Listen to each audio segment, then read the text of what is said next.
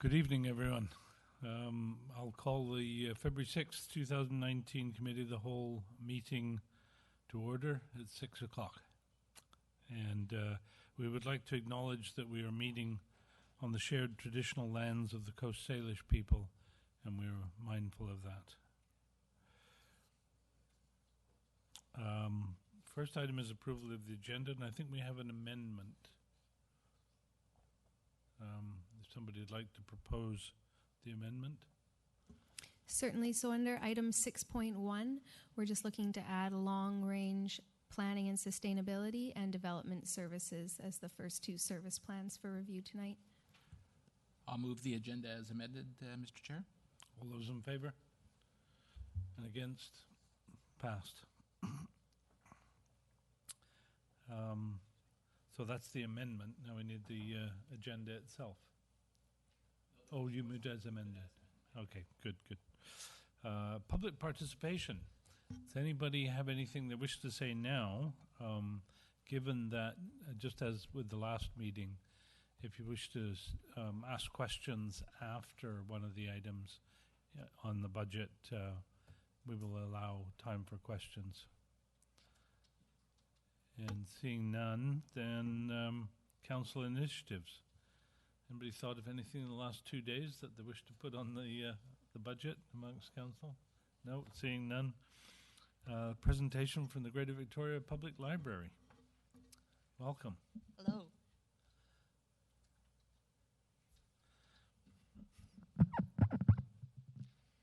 Thank you very much for inviting us today to present on the 2019 financial budget. My name is Matthew Boyd. I'm a trustee as part of the Board of Directors for the Greater Victoria Public Region, or Greater Victoria Public Library, as a citizen rep from the District of Saanich. I'm also the Vice Chair of the Finance Committee, and I'm also on the BCLTAs, which is the BC Libraries Trustee Association across the province.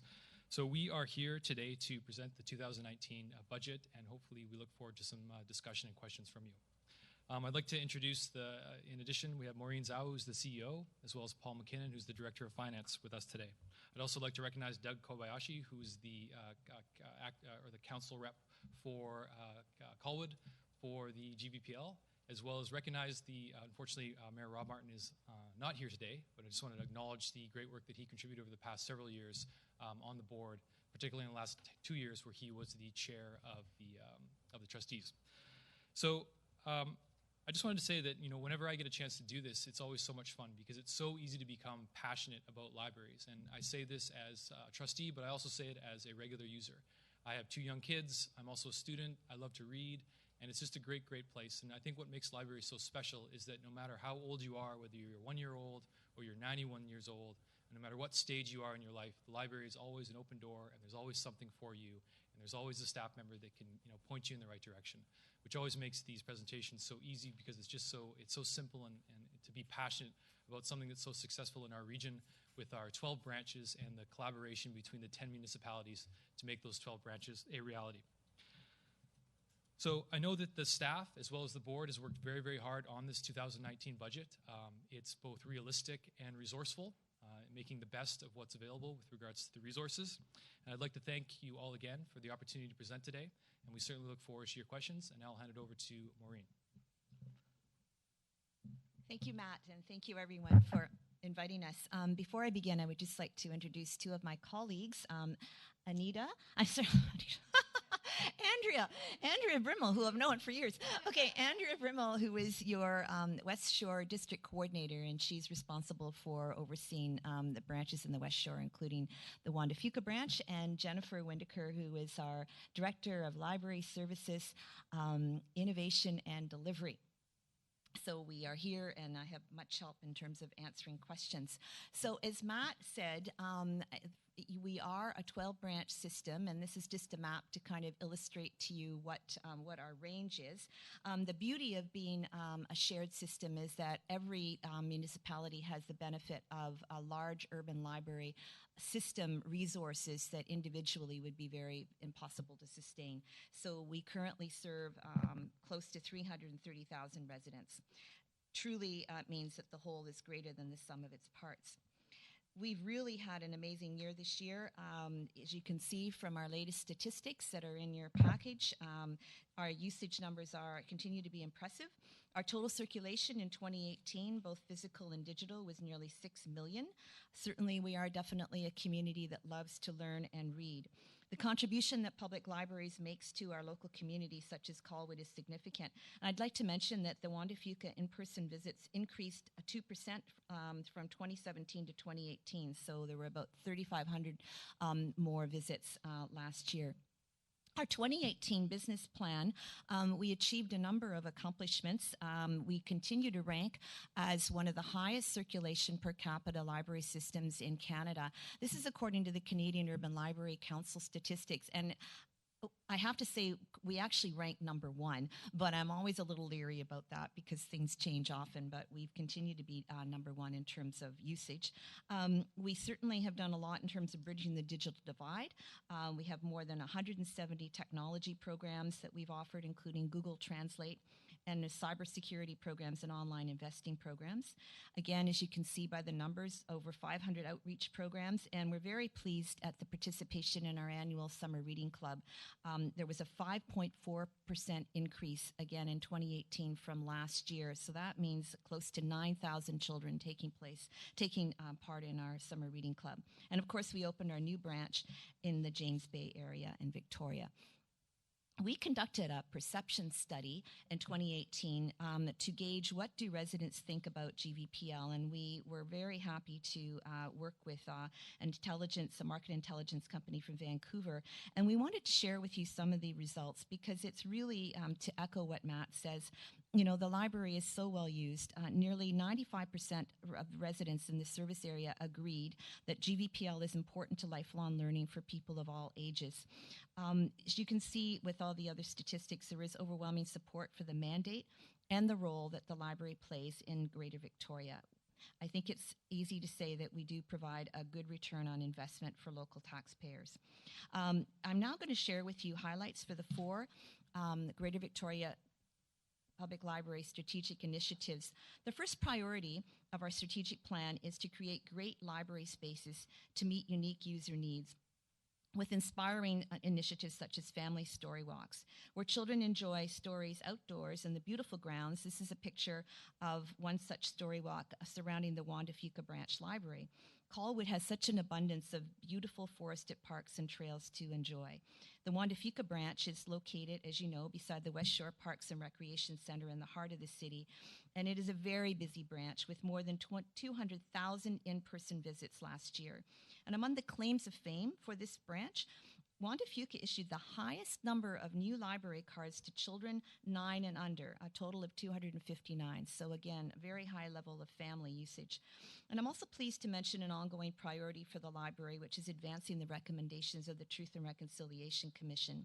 Last year, we created a new feature in each of our branches that's titled Indigenous Reads, to highlight the Indigenous materials in our collection and to make them visible and accessible. And we had a great deal of support from the Friends of the Library. The other thing I'd like to mention about this particular strategic priority is the importance of space, particularly for families. As you know, many families are living in fairly reduced circumstances, not a lot of rooms. So to come to the public library, which is really their community living room, is so important particularly for young families. Our second priority is to inspire. And we do this through discovery of programs, collections, and services that enhance literacy and lifelong learning. From our innovative DigiLab to community connections for parents, island health talks to master gardeners, science, literacy, and truth and reconciliation, lectures our programs enhance learning. We inspire learning all summer long, as I mentioned, our popular BC Summer Reading Club program, and at Juan de Fuca Branch in particular, nearly 1,200 children took part in that program. Certainly that is important to maintain your reading skills. You'll see a familiar face in this next picture, a couple of familiar faces. Our third priority is to engage. We engage passionate library members, funders, and partners to expand the library's reach and impact. We succeed in partnership, and that allows us to do more with more through working with community organizations and combining our efforts for the greatest impact. We took part in events with local agencies such as the Family and Early Childhood Resource Center, Queen Alexandra West Shore, and Your Literacy Connection West Shore to expand the library's early learning reach and impact. There were 369 community programs and events last year affiliated with the Juan de Fuca branch. So it's truly a hub of lifelong learning for people of all ages and interests, and I know that Andrea can give a lot more detail about that if you'd like. Again, another familiar face that you'll see to kind of support our fourth strategic priority, which is to lead. We do lead with support for innovative ideas, service models, and governance. As we deepen our understanding of the Truth and Reconciliation Commission process and inclusivity, our staff and board members have been sought for their contribution as leaders in partnerships, conference, and communities. Our new service model continues to be inspired by our local communities. So, in terms of this year's budget request, there are three primary budget drivers. The first is negotiated salaries and benefits. As you know, a new contract was settled just at the end of last year. So that was accounting for a bulk of our increase. Staff are certainly our most important resource. As always, our revenue for fines and fees is reduced, and I think I mentioned this last year. We're doing a very, very good job of reminding people to bring back their almost overdue materials. I know I really appreciate getting the reminder 2 days before they're due, and the increased usage of electronic and digital resources means that you don't have to worry about returning it because it will just basically disappear. So that is having an impact on our revenue. And then finally, building occupancy costs. And this is something that Paul can give some more detail to later on if you like. But our building occupancy costs continue to rise. This is partly because labor costs are increasing, such as minimum wage for contracted work, BC health tax, etc., environmental legislation and standards. This has caused us to have a significant increase in our janitorial services, and of course the just overall wear and tear of our facilities with the increased traffic. So there's some unavoidable costs hand in hand with our improved services. However, we do have some budget savers, and as always, we're very, very proud of our ability to innovate. Certainly the fact that we are a shared system is an incredible benefit. Our floating collections basically ensure that our collections are constantly refreshed and shared across the region. So as many of you know, if you return a book, if you borrow a book from one branch, you can return it at another branch. And what that allows us to do is to kind of ensure that branch collections don't get too static, you know. So if you borrowed a book from Juan de Fuca and you happen to be up at the Y and you wanted to drop it off at the Langford Heritage branch just to be a little bit more convenient, you can. And so then that book suddenly appears in Langford and vice versa. We have introduced an online room booking program that decreases the demand on staff, so that frees them up for additional service. We certainly have introduced a number of IT efficiencies. And in terms of collaboration, as I say, we do like to work with partners, and that does allow us to offer way more services. Again, this is something that Jennifer and Andrea, I don't know why I'm suddenly saying Anita, but anyway, okay, can talk about. Our mobile pop-up libraries and outreach extend the libraries beyond bricks and mortar. And then I think the final thing that we just would like to comment on is that there were a number of one-time costs, and they're outlined in your package, that were funded through surplus from last year, and that allowed us to upgrade hardware, ensure that we were able to replace some equipment, also improve our staff training. We've introduced a very robust leadership program, and this also means that we're addressing constantly changing needs. We were also able to deal with the medical services plan MSP costs as a result of the surplus that we achieved from last year. So again, in your package, the 2019 budget request for Colwood, it is aligned with our strategic plan. Our overall budget is increasing 2.25% increase, which is down from last year, which was 2.90%. We've worked hard to keep this increase to a minimum, and we are aware of the financial realities of our municipal partners. I have to say that our finance committee, of which Councillor Martin has always been a member, Mayor Martin, sorry, and Matt, the finance committee of the board really takes their role very seriously. So the scrutiny that the budget kind of goes under by the time it comes to you is quite significant, and we really appreciate that feedback. But the board is very committed to supporting equitable access to services and programs that make a difference to the lives of residents by engaging them in a love of reading and lifelong learning. But this is essentially a status quo budget, maintaining existing services while being responsive to changing needs. So the 2019 contribution request for the city of Colwood is, as you see, $829,361.72. This is a 3.9% increase over last year, and the cost per capita increase is $1.74. Highlights for next year or this current year for our business plan priorities: we are working on a new strategic plan. We're introducing a new early learning space at the Juan de Fuca branch, which we're looking forward to unveiling later this year. We are updating the GBPL facilities master plan. As some of you may know, the Esquimalt branch is being relocated into a new mixed-use development in their new town square. So that's something that we're working on, and we are undergoing a fines and fees review. I think that the new learning space at the Juan de Fuca branch is something that you'll be particularly interested in. So I'd like to close with this quote. We just actually received this from an elderly patron, and it really does symbolize, I think, what I feel we do at the library. The individual thanks the library for the immense influence that we have had in her life. She says that she is nearly 82 years old. When she was a child, her dad took her to the old Carnegie Library and got her her first library card. And she talks just very eloquently about what that meant to her. Where would I be today without the Greater Victoria Public Library? My entire life has been hugely enriched by the library and the dedicated librarians. It has been the greatest influence in my life, and I am so grateful. And I do have to say, I've worked in libraries for decades now, and it's probably the most rewarding thing about this position and working with the dedicated staff that I have the privilege of seeing every day is the impact that we have on individuals of all natures across the community. But we're very, very proud of the work that we're doing in Colwood. And with that, I'm going to stop talking and invite Paul to come up with me, and also Matt's available and my staff to answer any questions that you have. And thank you very much.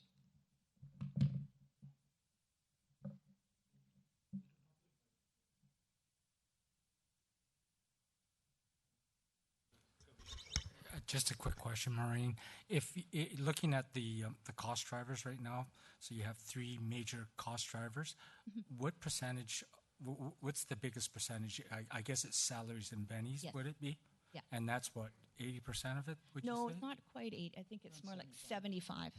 It's a which pretty is good close guess. Pretty close guess, which is pretty consistent with other library systems. Yeah.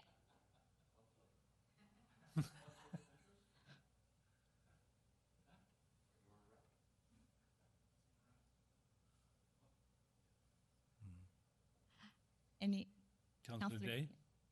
Thank you. Just one of the things that we've been focusing on a lot at the city is our plans for infrastructure renewal. And one of the comments that I have heard specifically about the Juan de Fuca branch is from the Intermunicipal Advisory Committee on Disability Issues, that the washrooms are tight and a little difficult for people with mobility issues to access.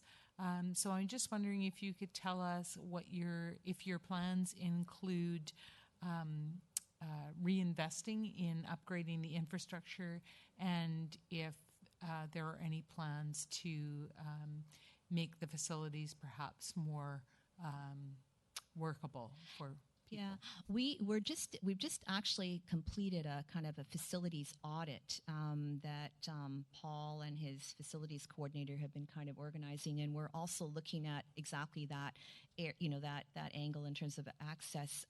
So it is going to feed into our facilities master plan. So that was kind of the first step. So you're very timely in asking that question. Paul, do you want to say anything? Yeah. Yeah. as Maureen said, we're just completing now our facilities audit and the condition of all of our facilities throughout the system, which will essentially feed into the facilities master plan.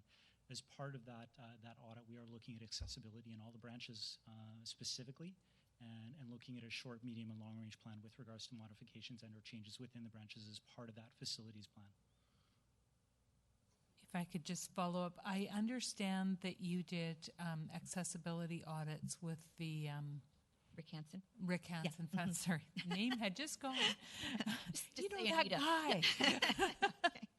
guy. And we're just wondering if it's possible that you could share that information with the Disabilities Committee so that they could provide you, because I'm sure probably there's this many things that would like to be done, and the Disabilities Committee would love to be able to offer some thoughts as to priorities. Yes, it's very timely because I actually have a phone call with a member of the Disabilities Committee this Friday. One of the things that we wanted to wait and see what happened with our own internal facilities audit and how that kind of married with the recommendations, but definitely the input that we received from those audits will be extremely informative, and something that, again, that Paul and I are actually on a call with a representative this Friday about that exact thing. Thank you. Councillor Jensen. Thank you for the presentation. I do recall sitting at this table, and I think we discussed funding or additional funding for your roof. Is that right? Is that built into this next budget year, or is that previous budget year? Or? So that's okay. I'm going to let Paul explain that because, as you know, Juan de Fuca is kind of the contribution to the Juan de Fuca branch is shared by 4 municipalities. So, Paul. Thanks for that. Yes, Maureen is absolutely correct. So the Juan de Fuca branch is a shared facility owned by the 4 West Shore municipalities. So as per the library operating agreement in Section 8.12 specifically, any of the major asset maintenance on that building, including the roof, are covered off by the building owners themselves. So I'm currently working with Wade Davis at West Shore Parks and Recreation. There was an estimate done for roof replacement last year.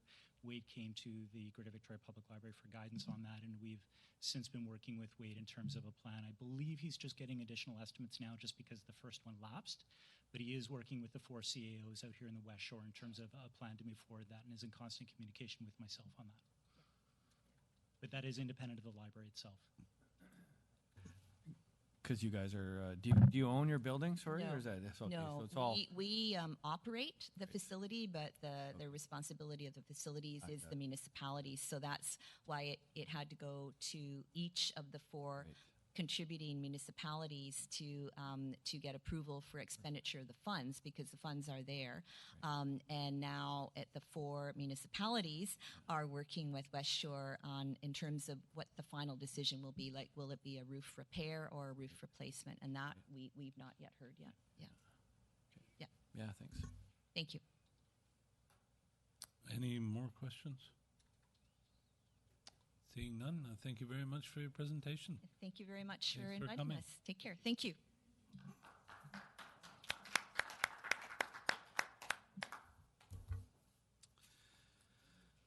And now on to new business. Director of Finance. We'll carry on where we left off on Monday with long-range planning. Thank you, Mr. Chair. With the permission of the Chair, I'd like to do a quick 3-slide presentation just on recap of the consolidated budget. That'll launch us right into long-term planning and sustainability. Great. Thank you.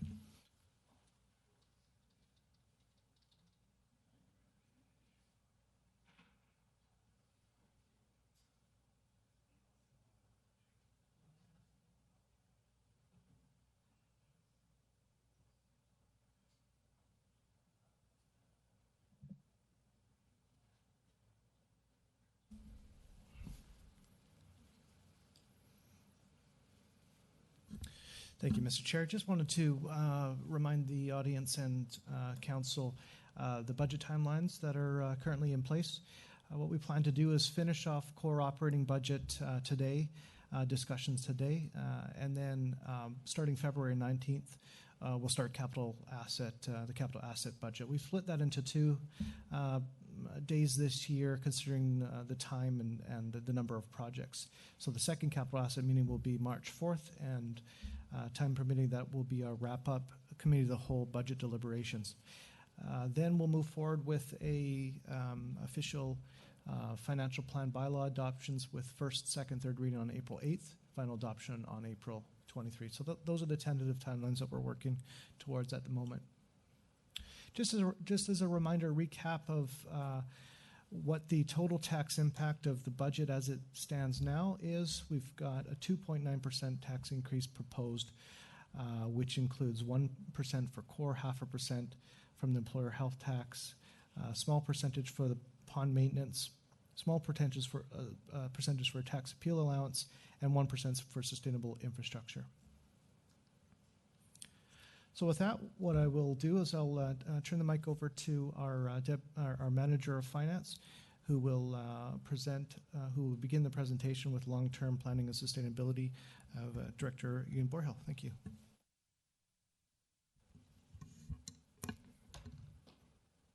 Thank you. So last fall, the city announced a change in staff roles to align with our new official community plan, and long-range planning and sustainability was created as a result of restructuring of our planning department. So this new department is responsible for long-range community and land use planning and will provide advice and guidance on compliance with our new official community plan. And really, we want to ensure meaningful implementation of this new plan. So I'm just moving over to the department's operating budget. The majority of this operating budget is for staffing costs for the department.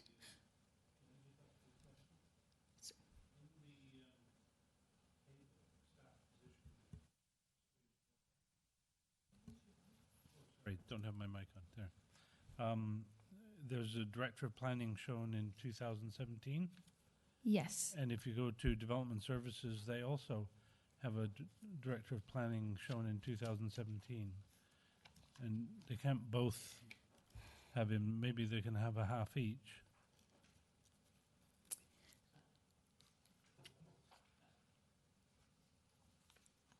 I think in part that is because prior to the restructuring, there was development services being performed by that position, as well as long-range planning works being provided by that position. But the thing is, you're counting a body twice. So when you look at the comparison of the number of bodies, 2017 over 2018, they're both claiming the same person in 2017. I completely see your point, and I did notice that, but I do believe it's because that body was providing a service. It doesn't matter what the over reason there. is, it affects the math, right? The math is wrong, the numbers are wrong. If he was serving both, then it's a half each, not a whole each. Yes, you're correct. The overall incremental change in staffing is correct, and that's what we're trying to demonstrate. Although I completely agree with the way that it's presented is a bit awkward. The difficulty with this is simply that both of these departments didn't exist prior, so we're not a good excuse, but we're trying to find the best way to present history as restated. So you're absolutely correct. You can't have two directors of planning in 2017, but what is important here is that what we are using these staff tables to try to demonstrate to council and the public is incremental increase or decrease to staffing levels overall. That remains correct and displayed correctly on a consolidated basis at the front of the financial reports. Okay, but we will change that to a half each, yes? Yes, sir. Yes. Right, great. Certainly.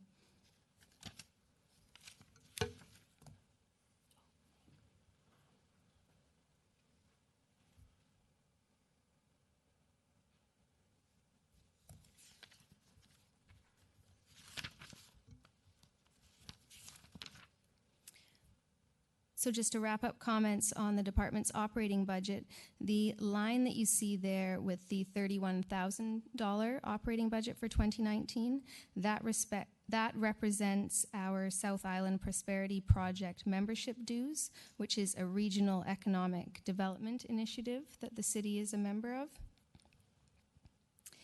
And just to comment on the 2018 actuals coming in under the 2018 budget, that is directly related to a staffing vacancy. We had a senior planner position filled halfway through the year in 2018.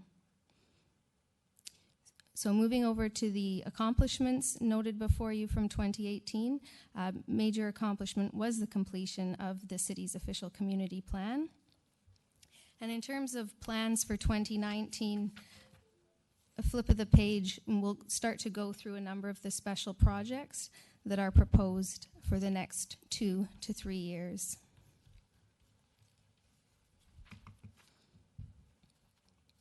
So the first project listed here is the land use bylaw update.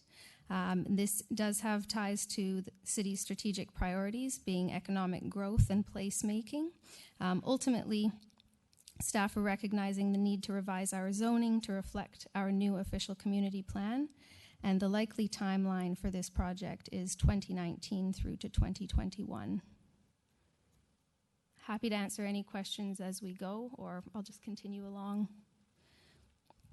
The next project noted is the coastal flood construction levels and setbacks.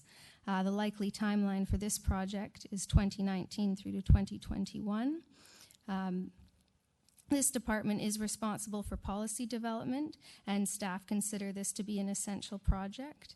And again, it does tie with our strategic priorities in resource management and placemaking. The next project identified is the Parks and Trails Master Plan. Again, likely timeline beginning this year through to 2021. And Colwood has not yet adopted a comprehensive plan for its parks and trail assets.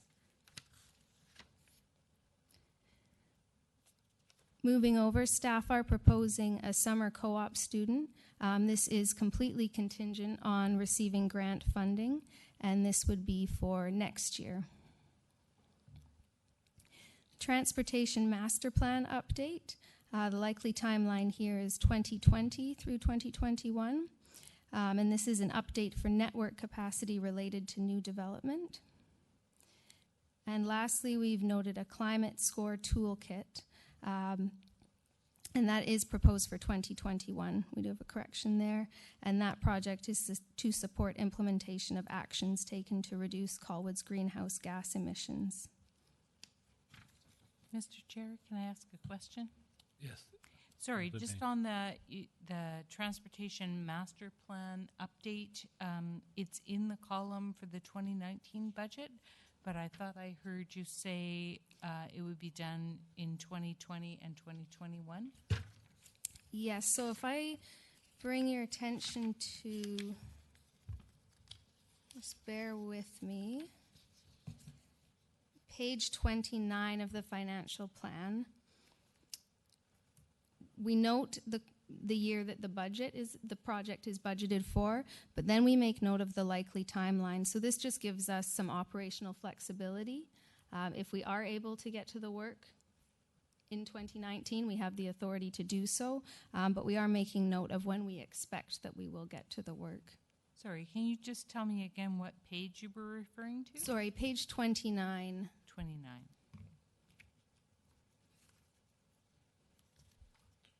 So it's kind of a contingency amount for this year, but it'll definitely be tackled in the following year.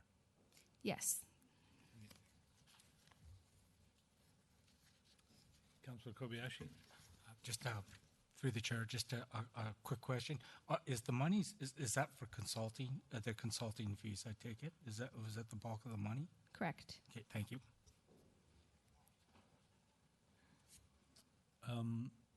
Any further? Or should I go to public first? Can we do that? Yep, public first, absolutely. Okay. Any questions from the public on this?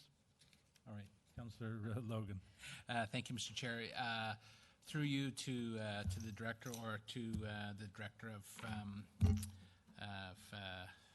developmental services, with the transportation master plan update, how does that roll into, or how does the transportation planning that's being worked on for Royal Bay, Olympic View, and Seacliff kind of roll into the transportation master plan? Because they're somewhat related, I would suspect. Mr. Chair, I'll maybe start this response, and if the Director of Development Services wants to add, I'll maybe prompt him to do so. So right now, staff are working with transportation consultants that are liaising with the development community to make sure that ongoing development approvals take into account the traffic that's being generated through those projects. The Transportation Master Plan update is something that is larger in scope, and it would take a longer term look at things. In particular, the long-term impacts of development change. So a lot of the big developments in Colwood are part of a update for their programs of development. Royal Bay and Olympic View both have ongoing replanning projects. So staff are taking into account what that would do to the traffic demand on an ongoing basis, but this update would be a larger, more long-term update to the master plan. Any further questions from council? I have a question on the transportation master plan. Are we looking as far ahead as full build-out numbers to see how those will be handled?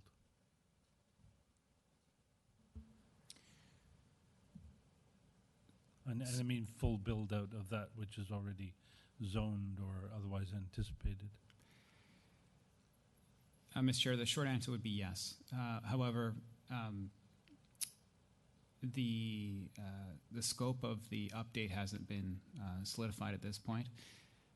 The research that I've undertaken is primarily speaking to consultants and vendors as to what the cost would be so that we can integrate a budget into the financial plan. And what we've discussed are the major components would be to add to what we have in terms of the existing master plan. So that would be a more robust analysis of current traffic patterns, given that there's been some change in development and traffic since the original plan was adopted. And then also looking at additional opportunities for planning for network capacity. We have a population and land yield analysis that's going to council on Monday. So that's giving 20-year projections of growth in Colwood that we'd hope to use for transportation master plan update. So going as far as we can in terms of build out. Can I put in a word for doing a full build out analysis? Because, for instance, if we look forward 20 years, that's a good long time. But I'm just supposing at 20 years, you can manage using road capacity, current and additional. And then in the following 20 years, and I'm guessing that the following 20 years or even the following 10 would lead to a finishing of Royal Bay. That's probably somewhere between a 20 and 40 year build out. If at that stage you then find out that you actually need some kind of rapid bus because you just run out of road capacity, it's a bit late to find that out. We thankfully have a finance department that likes to do a lot of long-range planning for our finances, which is really important because if you're going to come across an expensive outlay like that at some point, then it's best to be building up to it rather than suddenly realizing it at the end. So there should be a full build-out examination of every zoning. And currently, I don't think that's ever been done for Royal Bay, for instance, plus all the ones that have been rezoned since. So I'm just putting in a word for including that in your analysis. And will there be a single contract for this plan, or will it be phased in any way? Mr. Chair, we haven't gone that far in our project planning. Yeah. I spoke to the consultants that prepared the previous master plan, and they discussed a scenario where they would be managing sub-consultants. However, as I said, we haven't gone that far in planning. And sorry for all the questions, but another one. It was, I don't know, about 5 years ago or something that a transportation study was done, and there was a model created. Do you think you'll be simply adding to that older model, or will you be creating a brand new one?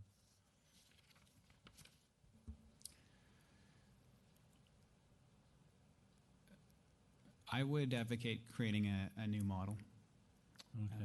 The reason being, I think that there's things we've learned about changes in the transportation sector that might impact the model. Technological change, I fully expect within a 20-year horizon would have major implications for transportation in Colwood. Yeah. So I suspect that we would be, if Yeah. not creating a new model, but doing major surgery to the current. Yeah, I understand you haven't got to that decision yet, but I was just curious. Thank you. Councillor Day. Thank you. One of the things that has occurred to me as we're talking about this is that there are a number of long-range traffic plans or traffic studies that were done as new developments came forward. Royal Bay, for example, had some pretty significant predictions about the success of various intersections, etc. And I'm not sure that they've been ever re-looked at since they were first undertaken and accepted as, you know, a good basis for the plans that were undertaken.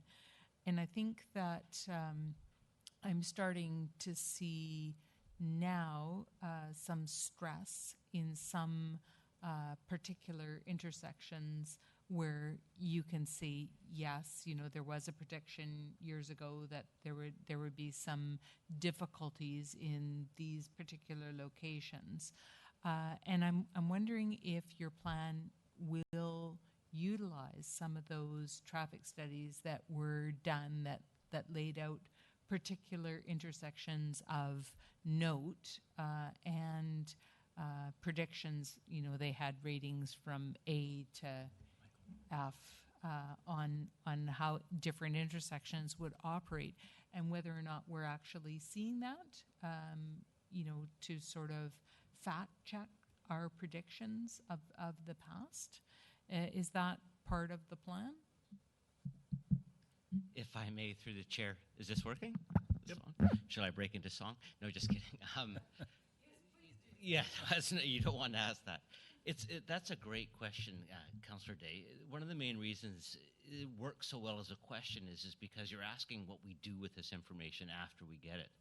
A traffic study, although it's projecting forward in time, is a snapshot of a consideration at a time. And you're very right. Traffic consultants, their professional opinion is brought to bear in a traffic study. And sometimes those opinions are proven to be tested over the course of time to not quite be accurate. That's one of the reasons why we actually have set up a base platform of our model analysis, that every traffic study that we get then gets plugged into it.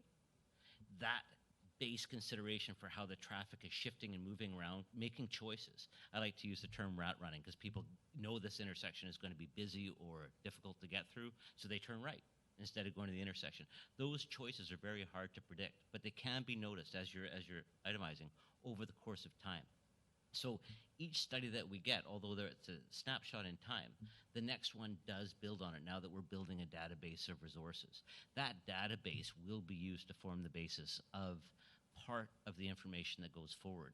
And I think to address the chair's question about will multiple parties be to bear in this traffic study, that more addresses how a traffic consultant will put their rationale to forecasting out in the future.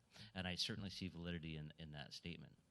One of the things that I think is important to note here is that while traffic studies look at current ridership volumes or certain transit networks or cycling networks, and even commuter abilities through walking and pedestrian trails, they are that snapshot in time. And part of the OCP has brought forward visions and principles under which we'll go forward to reinforce, and that's the purpose for the traffic study or this transportation master plan, because it's supposed to be that higher level vision of how we'll reinforce it and what we need to go about doing that, so we can forecast off for those future changes. Yes, you're all also correct to say that there is multi-year build-out of some of the projects that we're looking forward. However, as council's considering them, which may be before these studies, we need some base rationale, which will then also plug into this information and model, so it can as well morph over time. Hope that answers your questions. Councillor Jensen. Yeah, Mr. Chair, just as a point of order here, this traffic management plan is not on the agenda for this evening, and I'm sure we can add it at a future date and have a far deeper, in-depth discussion, but I would like to hear from our finance department about the budget. Yes, it is an item on the budget, but I think you're right. We've probably gone plenty far enough into it. Thank you. Any more questions? No. Okay, moving on. I believe it's development services next. Yes. All right, so carrying on with the change in staff roles to align with our new official community plan, our planning and development departments were restructured in late 2018 and ultimately revised the staffing composition of development services. So just a quick comment on the staff position matrix. The comment next to senior planner, how it references note 8, that should reference note 7. That position was transferred to long-range planning. And again, the director of planning will revise that from 1 to 0.5 to show the split there. So if we carry along to the operating budget for development services, the revenue budget here is based on the expectation that development activity will remain relatively consistent with what we saw in 2018. And the expense budget, again, is primarily comprised of staffing costs of the department. And that variance that we see there between the 2018 preliminary actuals and budget is a result of staffing vacancy in the department.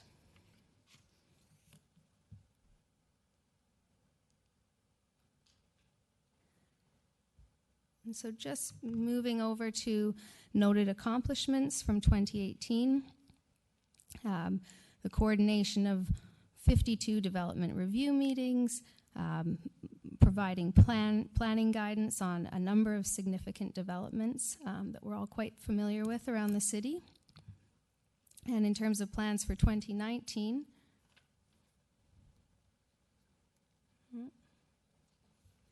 sorry, it's cut off there, but we've got it before us.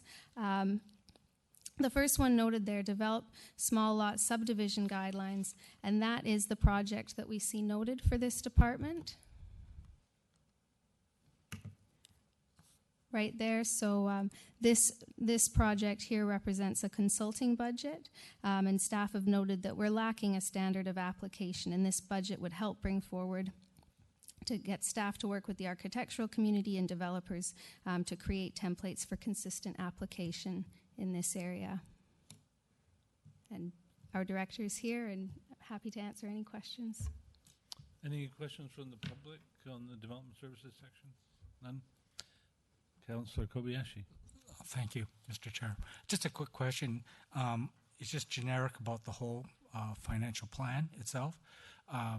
You know, there's an old adage, what gets measured gets done. And I noticed that they're in quite a few of them, and some have none. So the one we just looked at has none, not development services, but the long-range planning. So is there a plan? Is that just because we got this out so fast, so we don't have measures for everything, or is there no measures? That's my question. I'd have to refer to either the director or the chief financial officer. Thank you, Mr. Chair. Yeah, we're actually looking at developing metrics for how we're measuring success. The easiest one would be completing projects on time and on budget.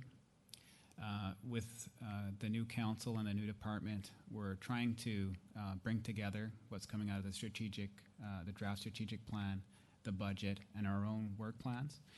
So right now, we've started drafting quarterly work plans with target dates for completion of each itemized task. That's how we're internally measuring our success with respect to our day-to-day performance. It's been a challenge because with this new department, there's quite a large list of different areas that we're being pulled into. And if council is interested in a sneak peek, I do have a backgrounder on the department. We're just waiting on it being prettied up for the website, but it goes into a lot of the different areas that this department is dealing with. And really, with two staff members, we're not going to do justice to them all. We're going to strictly focus on what council directs us as priorities through the strategic plan. So, Thanks, Ian. Any more questions from council? I have one simple question for the Director of Development Services. What is work, service, and admin? There's a line under the operating budget that says works, services, and admin.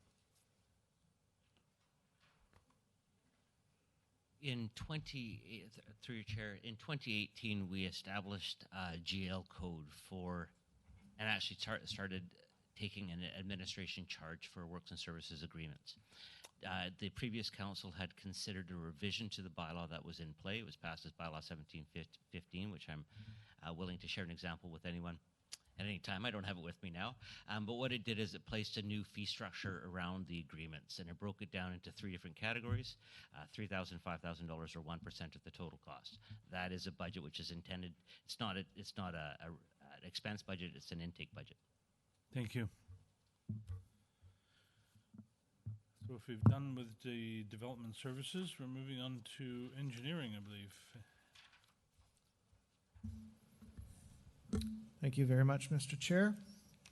I'll draw your attention first to the staff matrix this year, and as you've probably reviewed the plans and accomplishments from the engineering department in 2018-2019, you'll notice the large workload and the large portfolio of accomplishments. And you'll note from 2018 through 2019, one of the full-time equivalent was moved over to development services. That position is currently being recruited for, but we're excited about that position. It creates a bridge between the work that engineering staff are doing and development services are doing. We're seeing some great synergies there.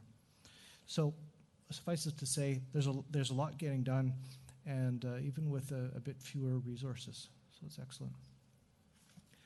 One thing I'll just note quickly here, I'm noticing more typos as I go through the plan. I apologize, but this accomplishments heading here is supposed to be from 2018, not 2017, as displayed there, and the plans heading right here is for 2019. So, apologize for that.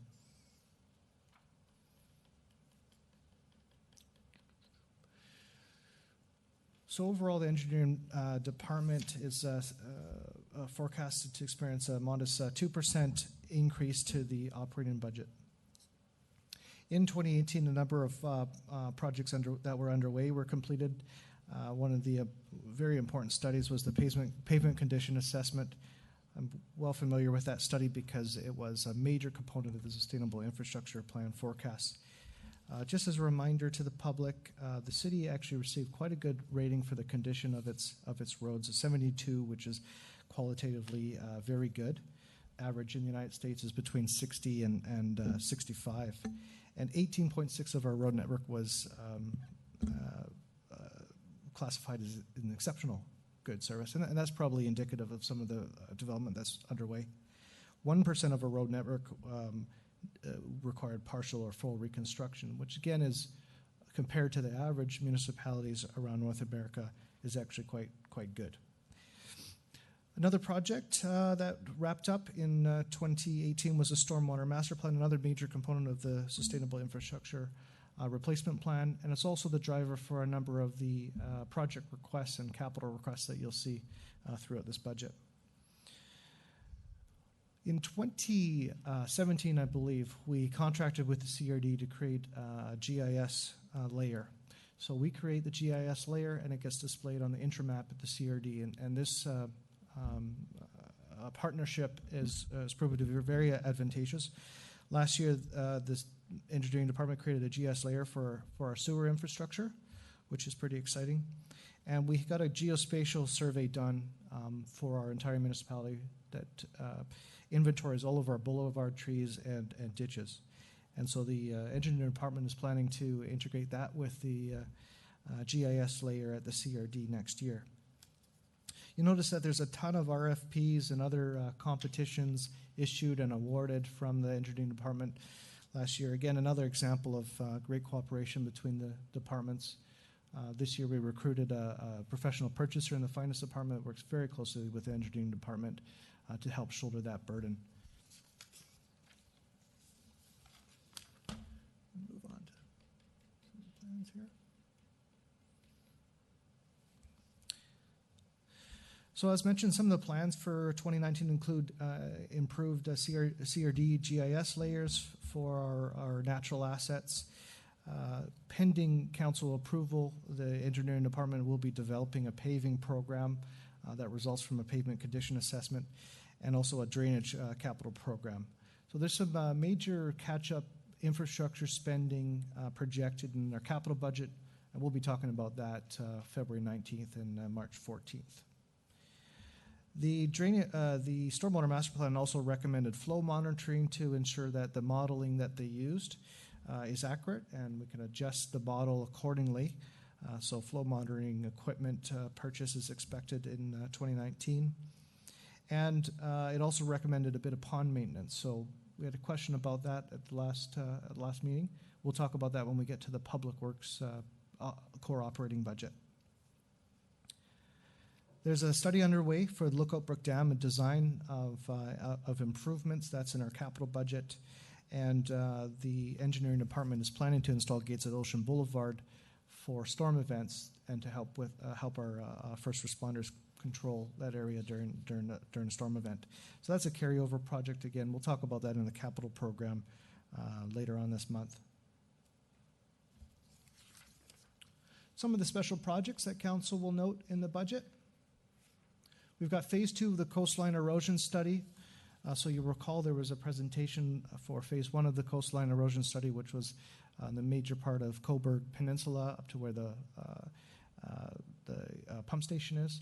Phase 2 is the pump station towards Royal Bay.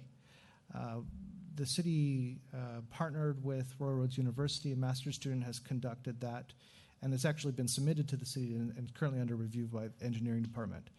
If that study ends up being high quality, then we can actually defer the $50,000 budget here. But if there's some more work that needs to be done with our consultants, we've established the $50,000 budget. And phase 3, we've got projected for year 2020. So that those were in the last year's financial plan, but just a reminder of what's going on.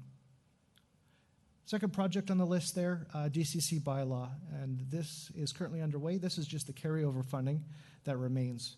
So we had about $20,000 set aside for the DCC bylaw review in 2018, and we're carrying over the remainder of unspent funds, $5,600. So that will be presented to council and the public coming up. And it's an interesting project because we have a lot of development that are underway, and the developers are anxious to get credit for what would be DCC projects. So if we put together a project list in our DCC bylaw of works that can be undertaken by the developers, they might be willing to go ahead and do those projects for us and be given a credit from our DCC funds, as opposed to the city undertaking those projects themselves. So it's some funding that is growing rapidly, but we haven't found a way to use it yet. You will recall that DCC reserve funds can't be used except for in very specific statutory situations, and it's usually improvements to your infrastructure that result directly from growth. As mentioned previously, we're requesting $50,000 for a drainage flow monitoring project, and that's again to refine the model that was used by our consultants to prepare the stormwater master plan and ensure that we can properly prioritize capital investment in our drainage infrastructure. So if the drainage flow modeling shows that we should adjust some of our assumptions, that will reprioritize where we invest our capital infrastructure over the next 5 years. The next project here was in last year's financial plan bylaw. It's under this financial plan bylaw, just with a new name. It was called the subdivision bylaw update. We're calling it now engineering standards and specifications update because we believe that more clearly articulates what the purpose of this is. We have a subdivision bylaw right now that is quite out of date, I believe 1994. And essentially what happens is staff are, through their professional opinion, forced to bring forward recommendations for variances because the bylaw is just simply out of date. So by updating that bylaw, we can avoid a lot of variance requests coming through from the development community. And the last project on the list here is a pedestrian bridge and culvert inspection. And this project is actually meant for 2020. And I'll likely actually move it over to 2020 here. We have a regular program of inspection set up for our pedestrian bridges as well as our Esquimalt Lagoon Bridge, and it's just part of that cycle. That concludes the engineering presentation. Is there any questions that I can answer? Any questions from the public on it? I believe we have a question. Thank you.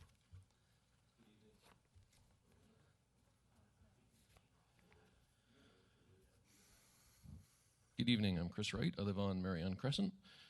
Please forgive my OCD. On page 62 in the engineering department section, it says accomplishments from 2017 at the top.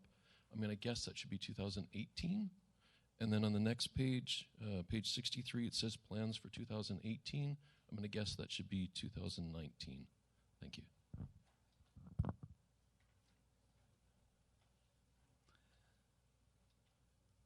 Thank you for picking that up. Any further questions from the public? Seeing none. Councillor Kobayashi. Thank you very much. I just need to be educated here. I made notes of this before when you said DCC money, when it comes to DCC money, and it says, it's for improvements to infrastructure resulting from growth, correct? So is that a bylaw that we have? Is it the community charter or is it local government act? Where is that rule specifically? Mr. Chair, you have to forgive me. It's either in the local government act or the community charter. I believe it's the community charter. Used to all be in the municipal act. So yes, it's in local government legislation that specifically identifies how those funds can be used. Yeah. Any other questions on this? I just while we're talking about the pump station relocation, I just wanted to point out that that's often mentioned where the relocation is going, but I think that's a very potentially sensitive issue with the public, and so I hope that the possibilities for locating it will be brought before council to be reviewed before the budget would be spent on putting out a contract. Thank you. Yes, thank you, Mr. Chair. I'm directing this to you, but there's nobody else here to speak to on. Yes, I can answer 100% affirmative. That's correct. Great, thank you. Okay, moving on to Public Works, Parks and Trails. Yes, thank you, Mr. Chair. For those of us with OCD, you might remember last year the way that we presented the Public Works Department and the Parks Department is substantially different than what it appears like today, and that's deliberate. So you will recall from Monday's meeting that Parks has undergone service level definition, and also mentioned is that without the service level definitions for the remainder of public works, roads and utilities, that information isn't complete whatsoever. So here we have taken all the information that was previously separated into the services and consolidated into one. Once we have that data, we're going to go back to the service level perspective. So we're going to say how much we think we need to budget for roads. We're going to say how much we need to do for particular parks, how much we need to budget for streets and lighting, and how much we need to do for sidewalk maintenance, drainage, et cetera, because it's important that we're able to demonstrate to the community exactly the services that they're getting for the budget. So the way that this appears is not ideal, but I promise you that it's progress. So when we look at the public works budget, we're looking at an overall increase of 2.5%. Given that we are undergoing the service level definitions right now, the approach that the finance department took to this, we simply added the collective agreement increase to the labor, and that's what resulted in the budget. When we have a specific FTEs identified, we're able to zero base that, essentially project exactly what the budget should be based on the positions. We're not able to do that this year because we haven't defined how many FTEs we need based on the service level. So we added the collective agreement to the existing labor budget from 2018. One typo that I'll point out here, we see that the Public Works, Parks and Trails, excuse me, I'm going to scroll down here.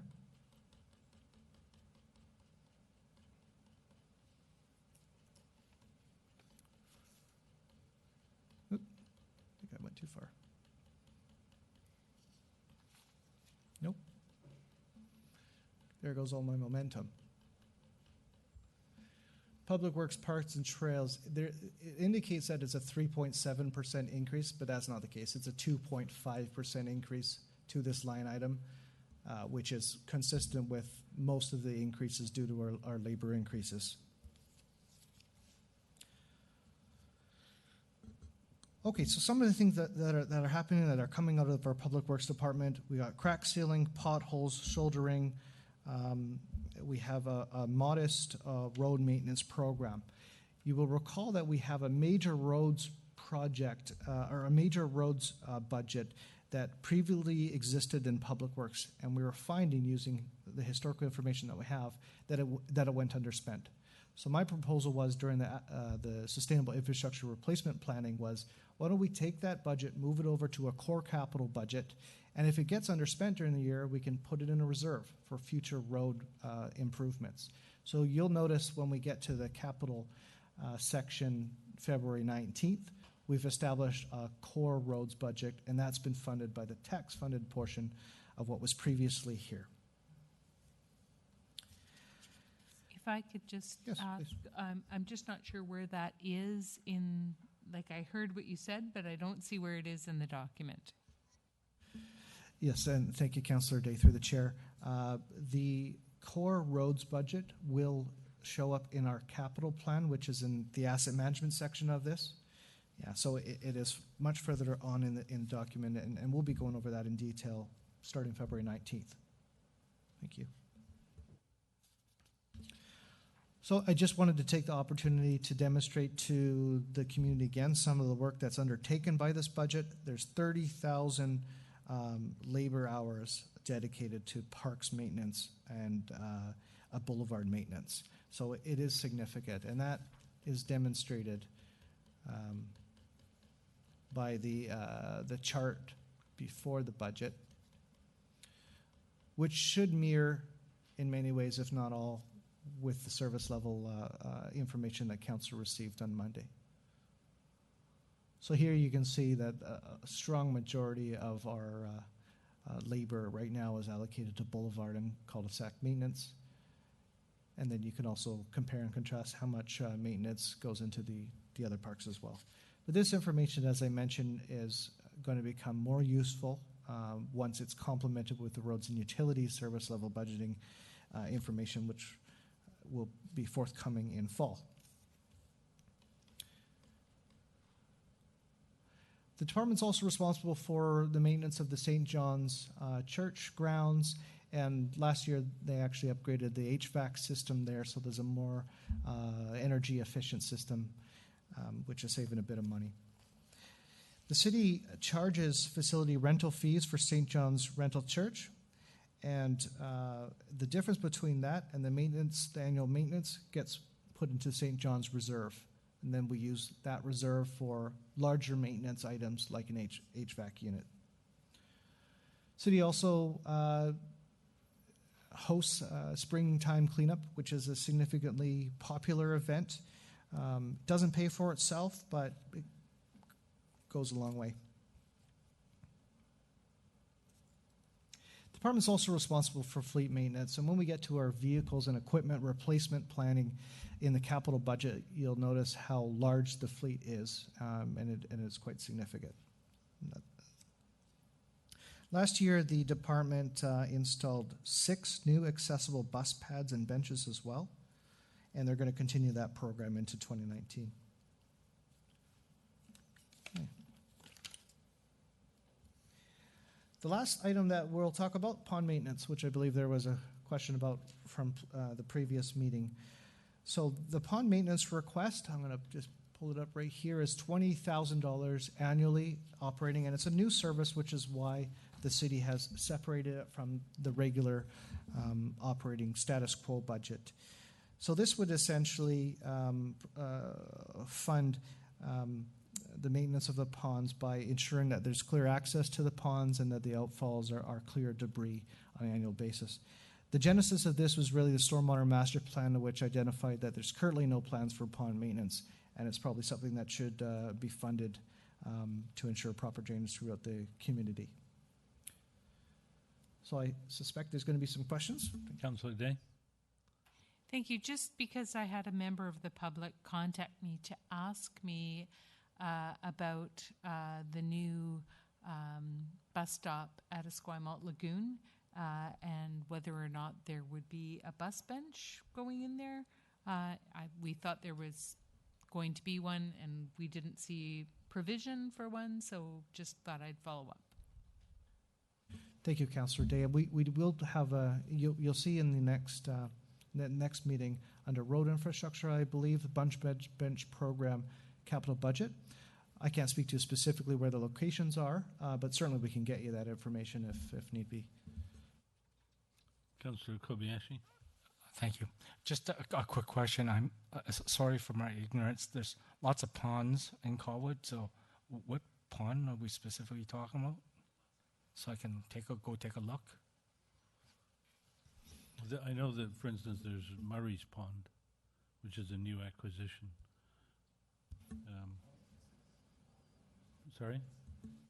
Murray's Pond is the one in Royal Bay. It's actually a glacial kettle, quite a significant. Yeah.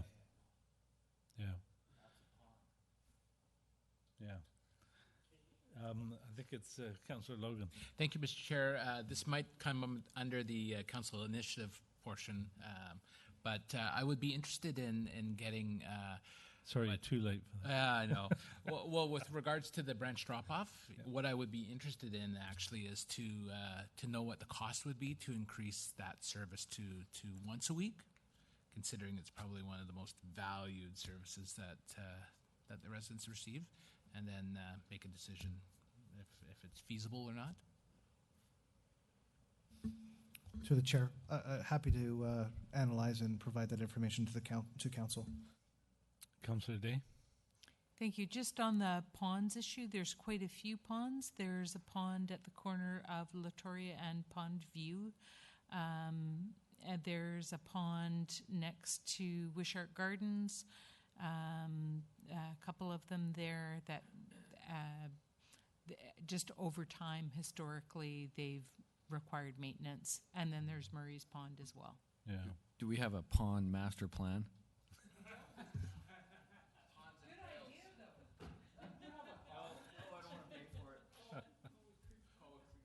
Yeah. Okay. Are there any more questions from council? I actually skipped over the public. Do we have any questions from the public? No. So moving on to recreation, culture, and heritage, and I would point out that we've actually only got one more item after this, so I'm feeling like we're way ahead of schedule.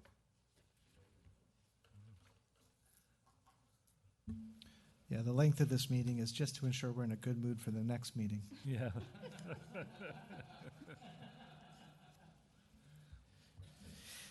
Yes, thank you, Mr. Chair. Here we have the Recreation, Culture, and Heritage operating budget, and I will note that we've typed the line items.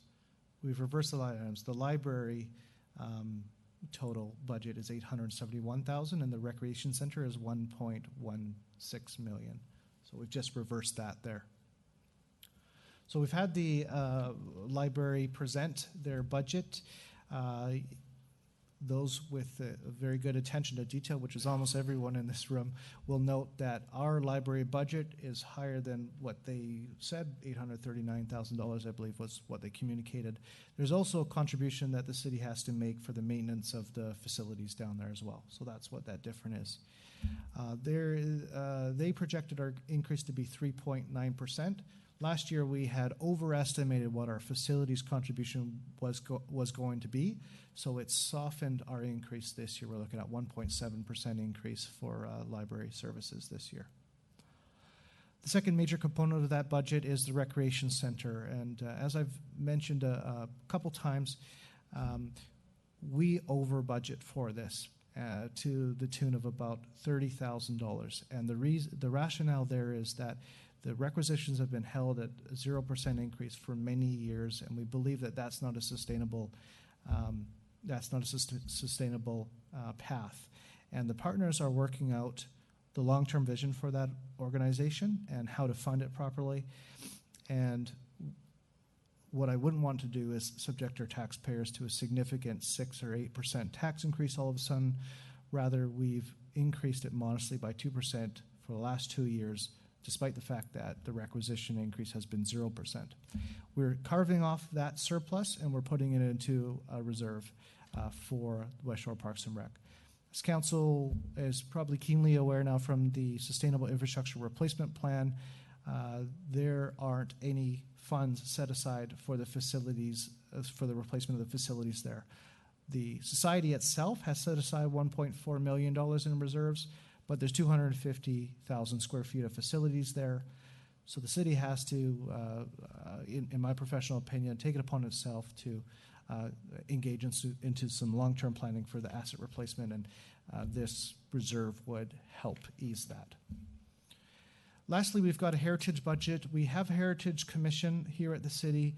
There hasn't been an appointment made from the current council, but I believe a review of that is underway by the Long Range Planning and Sustainability Department.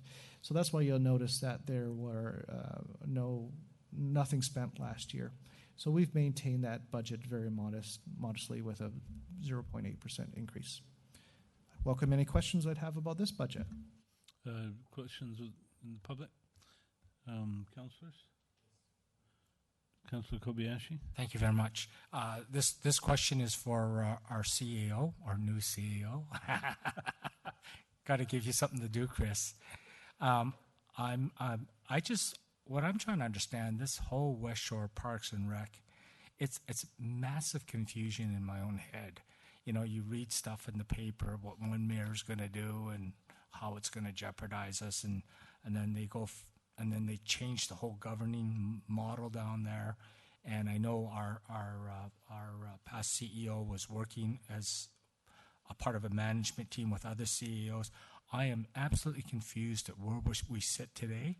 I am getting questions now from the public on this because it has to do with, and this one came out of left field today, where I was questioning on private enterprises coming in and possibly taking over management of the Q Center, and I have no idea what's going on. So I was wondering if council can be briefed at some time later on what exactly is going on down there. Thank you very much.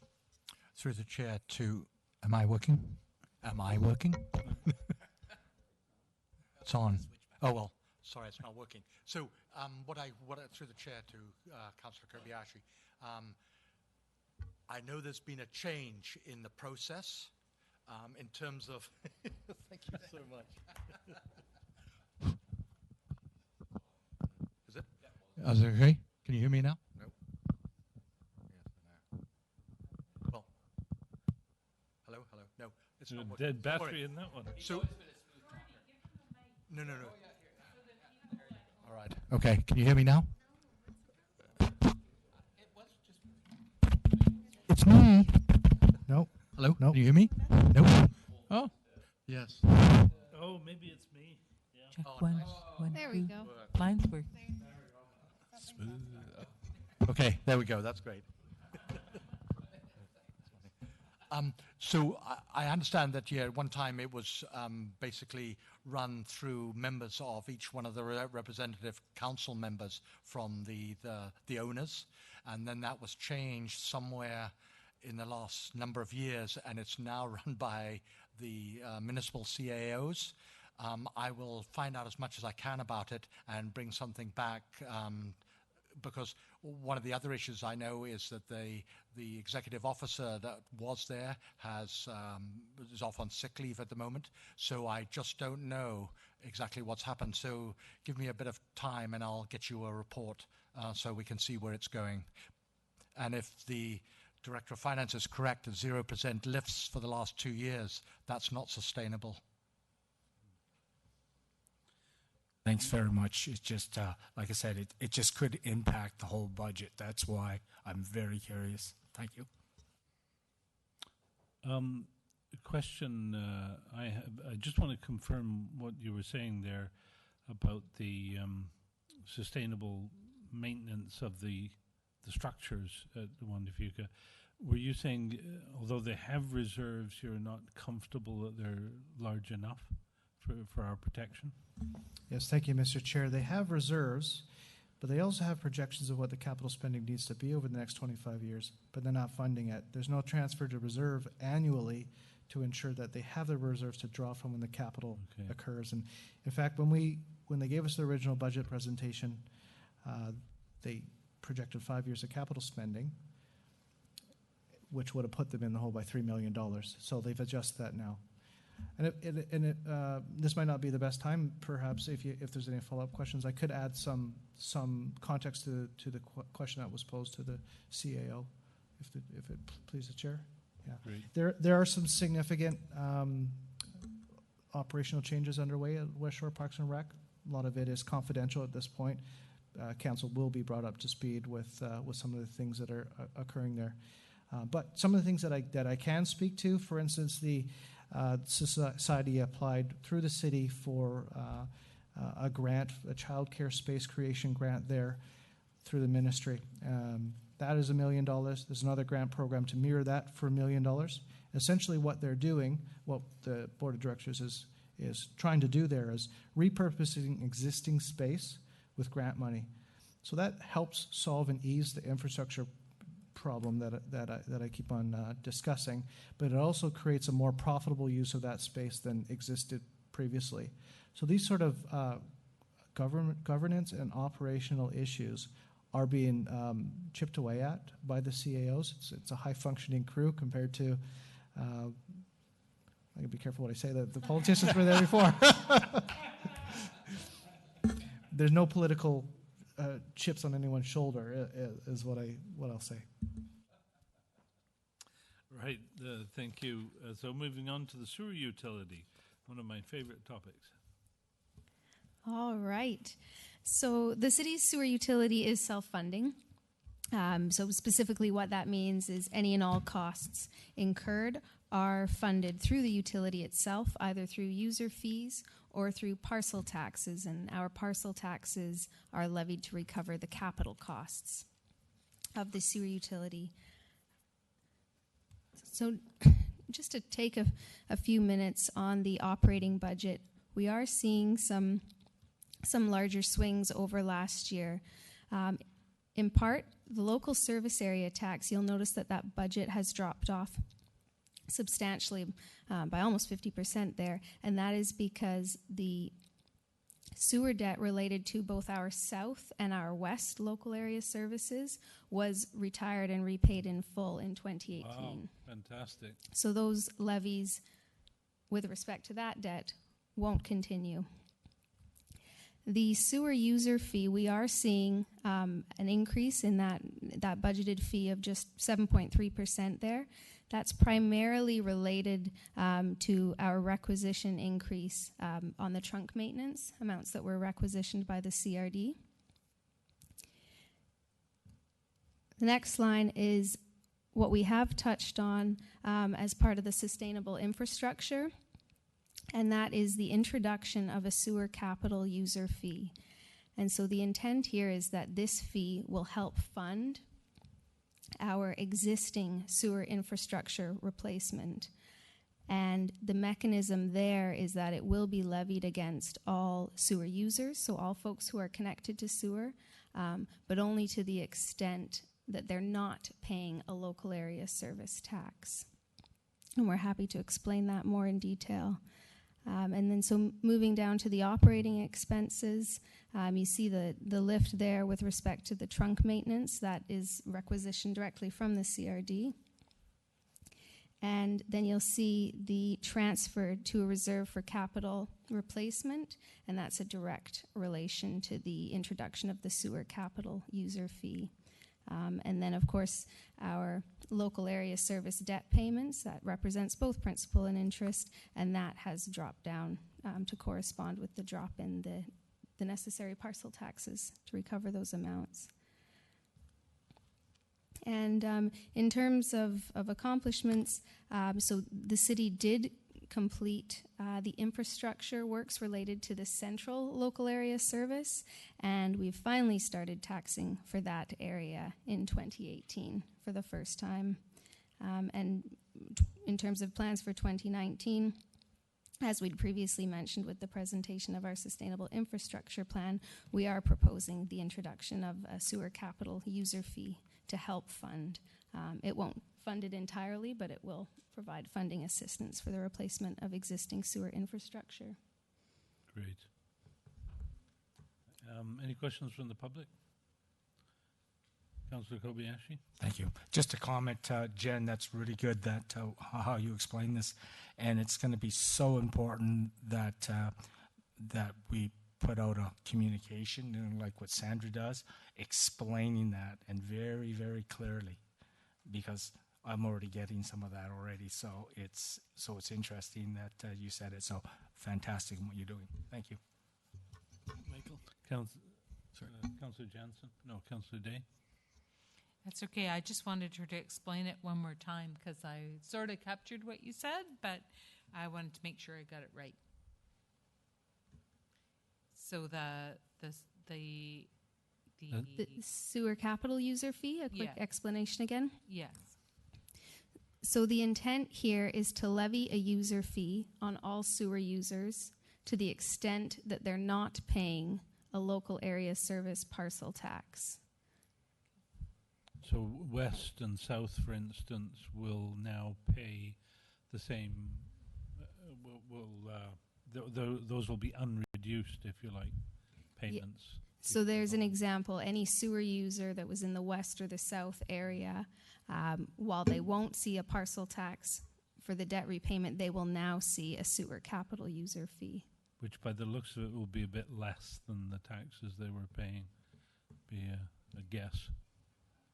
Yeah. Mr. Chair, I could explain the projection of the $125,000. Staff are going to bring options to council. Frankly, you could levy $250,000, $300,000. I've taken a wild guess at what your comfort level is going to be for that sewer user fee. And at this level, the average sewer tax and user fee payer will see a decrease of approximately $30 from what they paid last year in taxes to what they would pay into this levy. However, there are some folks who were not paying any local service area taxes last year, so this would be completely new to them. And so the increase to those folks is where the city is going to get some criticism. And so I've taken a guess of where council's comfort level may be, but ultimately, when I bring the analysis, when we bring the analysis to council, you'll be able to decide what the appropriate levy, if any, is. Yeah, and so the ones who would see it as a brand new tax would be the ones who were only in Maine originally. Yes? Yeah. Okay. So that's mostly the downtown and up Suit Road. Yeah, I think, or Wishart. Yeah. Okay. Councillor Jansen. So I think I'm one of these poor schmucks paying for the sewer still, and I guess we'll have a deeper discussion about this in the near future. So I won't be too long. But I mean, if we spent 20 years paying off the sewer, 20 or 30 years, whatever it was, and I believe I heard not long ago that the expected life was anywhere. It was a bit mysterious because of the polypropylene pipe or whatever it is. I'm no engineer, but if it's last 50 or 70 years, shouldn't we be able to sell this easier to our community if it was? We could certainly show it was less than the tax they were paying to pay the debt, right? And I'm telling you, it's I know how much we pay yearly for the sewer, and we'd be looking forward to the day when we don't have to pay for the debt any further anyways. Through the chair, that's an excellent point. And the fact is that, so you've paid for the infrastructure, and you're paying for the infrastructure. So the capital levy would be designed so that how much you're paying for infrastructure would be discounted. However, the useful life of the pipe's 80 years, right? 80, 90 years. If you're paying for it over a 15 or 30-year period, then you've compounded that. So when the sewer user capital levy comes, it should be less to what you're paying for that. And that's how it's designed. Essentially, someone who is paying, such as yourself, really wouldn't see an increase because their local service area tax would presumably be higher than what the capital levy would be. So it would be completely discounted, right? And for those folks that have stopped paying in the main, it's a brand new charge to them, and that can be uncomfortable. I think, sorry, just as a wraparound, that I could see us able to sell this to people better if it was incremental, over time, for those who aren't already paying, right? And so there's no double dipping, right? It's one or the other? Yes, that's correct. Okay. A question on that, though. The sewer capital tax is levied on development potential. The local service area tax. What will be the basis of the sewer capital user fee? Through the chair, right now it's proposed to be consumption, much like the operating fee is, and it would only be, it is a user fee, so it would only be charged to folks hooked up to and using sewer, not just the folks that are in the local area service and not hooked up. So the thing we've got to think about there is that one of the things we did in the reorganization some years ago was by basing the local service area tax on development potential. It meant the large empty lands in Royal Bay, for instance, paid an equal tax per area of their lots as did the single-family homeowner. But of course, when it comes to a fee based on volume of contributed to the sewer, those empty lands contribute nothing. So you take them out of the equation, and in the case of that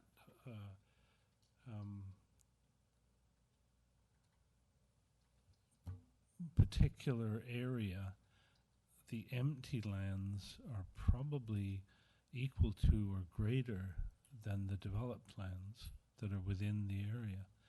So it won't it might not actually be a drop for those folks unless you change the basis of the fee, and I'm not sure you can. So anyway, I'll just leave that with you. That's one of my council initiatives for you to run that around in your head and see if we need some other options. Thank you. And I take it. Councillor Day? Thank you. The only question I had, and it's really kind of a long-term vision, and I'm fine if it's not answered tonight, but just whether or not we're getting adequate notice from the CRD in regards to lift station refurbishments, upgrades, those sorts of capital costs that can flow to our sewer users without sometimes a lot of notice. That in the past we've had an initiative come forward through the CRD where they just say, yeah, you know, this is needed and therefore you will pay. And I just want to make sure that we're getting adequate notice in advance so that we can implement fees in such a way that there isn't a big hit in any one year. If there's no further questions, then we're done with that one. And I believe that's the end of the agenda. It is. Next meeting is Monday, February the 19th. Next committee of the whole meeting. And is that a budget meeting? Yes, correct, a capital budget. Capital budget, that'll be fun. Councillor Day? Sorry, I just want to let you all know that I'll be late arriving on the 19th. I have a work commitment beforehand, so. I'm out of town for work as well. I see Okay. I've sent notice to Nora. So. I'd entertain a motion to adjourn. We're adjourned. All in favor? Oh, sorry, all in favor. And there's none against.